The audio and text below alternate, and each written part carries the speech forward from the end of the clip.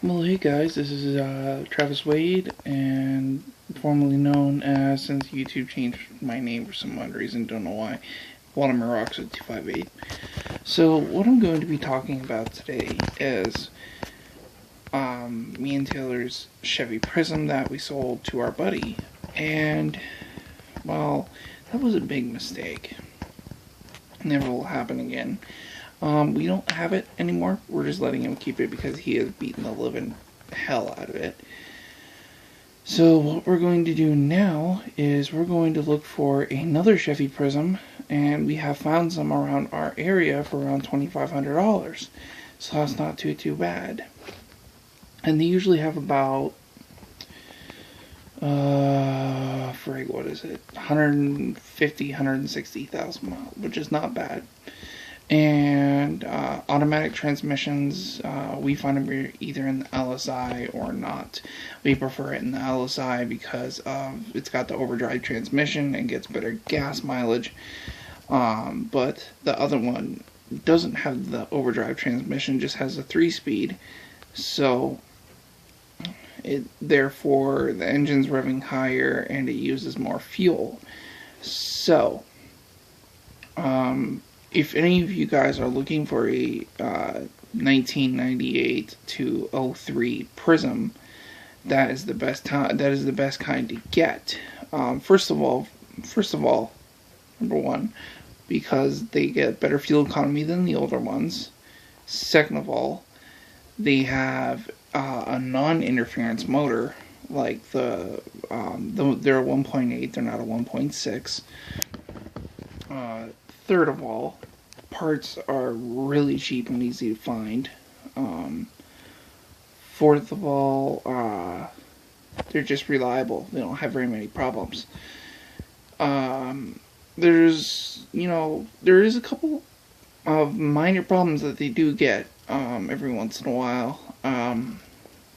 Let's just say if you have a family of 4 and you're carrying them all the time around in your car, and especially a Prizm, well, you're gonna find out that those rear shocks on the rear shocks and strut assembly is gonna get worn out within 1 year of use.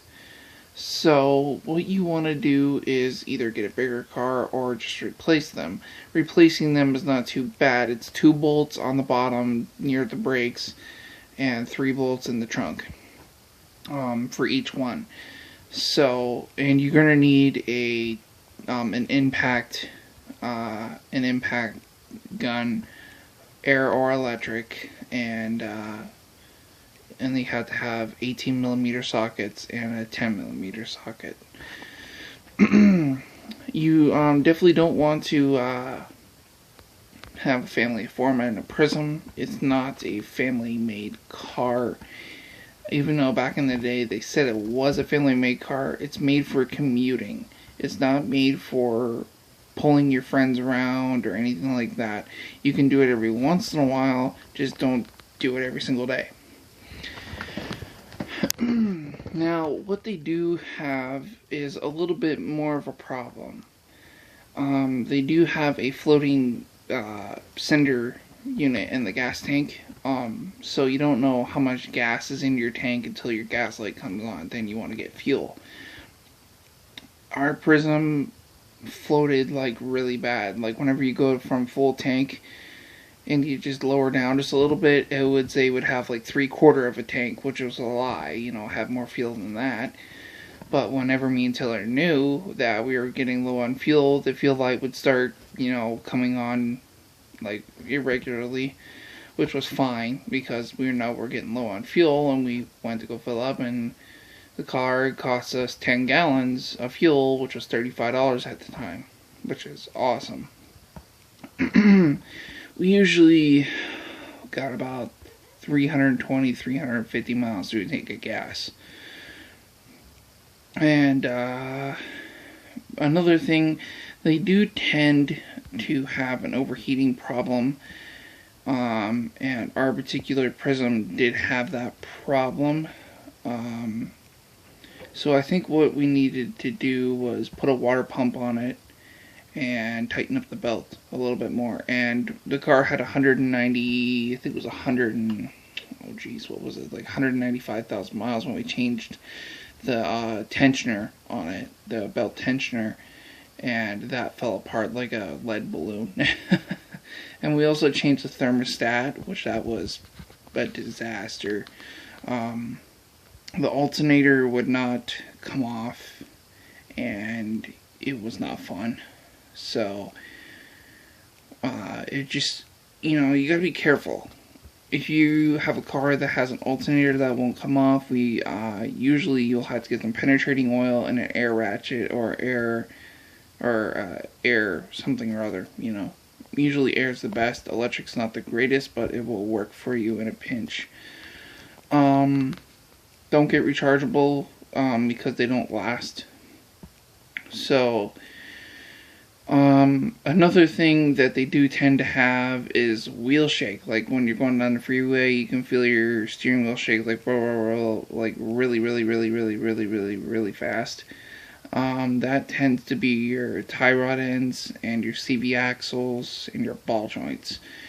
They don't have a problem with them. It's just my particular Prizm needed them changed and I couldn't afford it.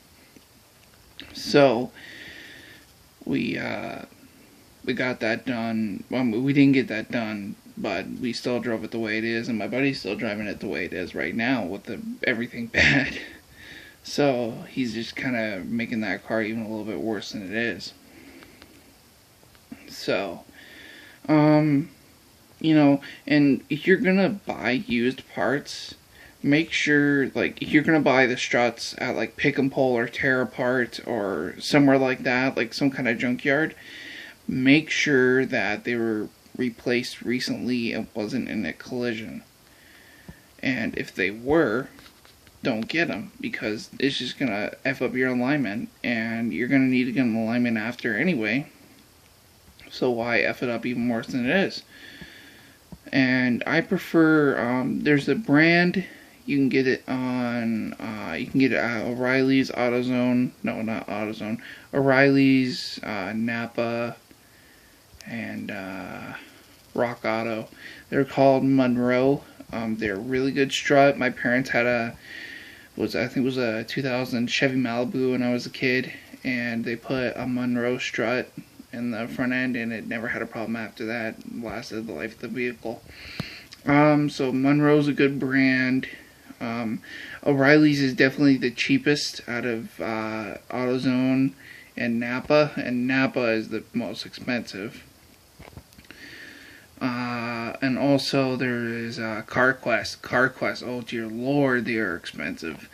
So don't go anywhere where you can't afford parts unless you're rich, or unless you have a really good job. Because I did not have a good job at the time, and it was really hard for me to fix a car. So if you're looking for a car, don't go to a car dealership. If you do, make sure that the car is checked out by a mechanic, by your mechanic, not theirs. If they check it out, then you can't. You just can't. If they're not gonna let you check it out by your mechanic, don't do it.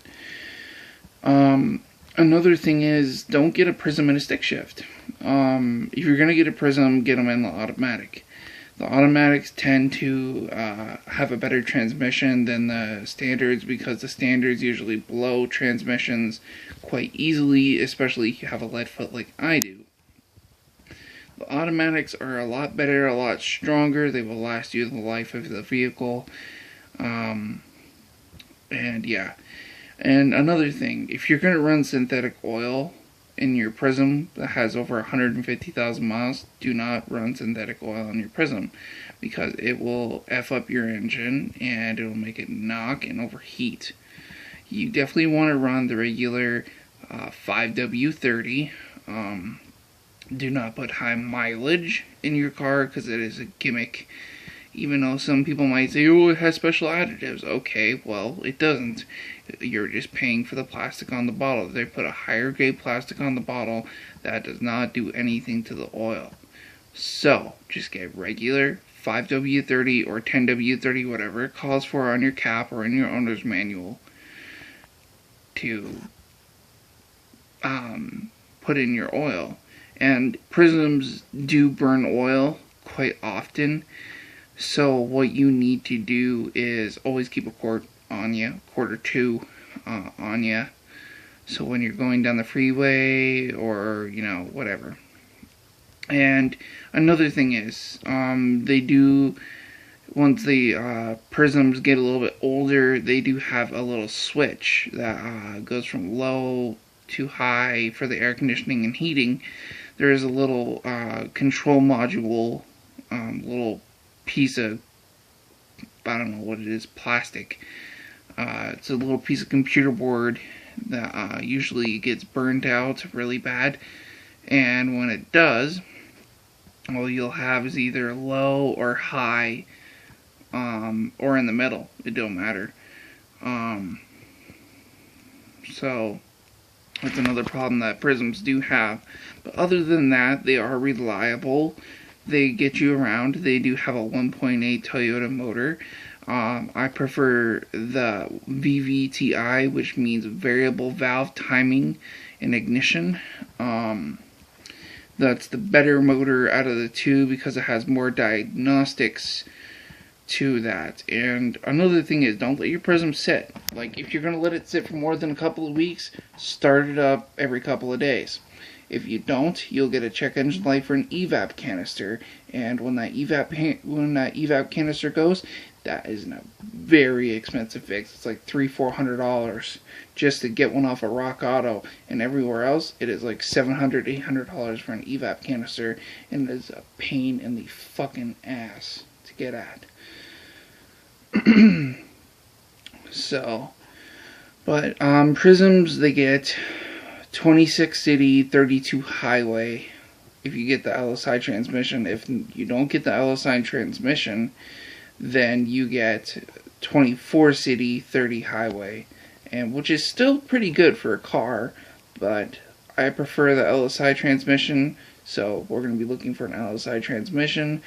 And yeah, so if you guys do have any questions about Chevy Prizms, please let me know. I am not an experienced mechanic. I do not know what I'm doing. If you need to check out an experienced mechanic, check out Eric the Car Guy, Scotty Kilmer. There's a couple other ones to search up. You know, oh yeah, 18auto.com. They do a good job. So if you need to search up anything like how to repair your headlights, how to do anything like that, I'm pretty good with that kind of thing. I'm not really sure on like how to repair like suspension or not, but I know how to repair like the shocks and strut assembly. That's easy. It's 2 bolts and 3 bolts. So yeah. So you guys do have any questions about Chevy Prizms or Toyota Corollas, please let me know. I'm pretty experienced in what I do with those cars. So anyways, guys, this is Travis Wade, Waterman Rocks 258 out. Peace.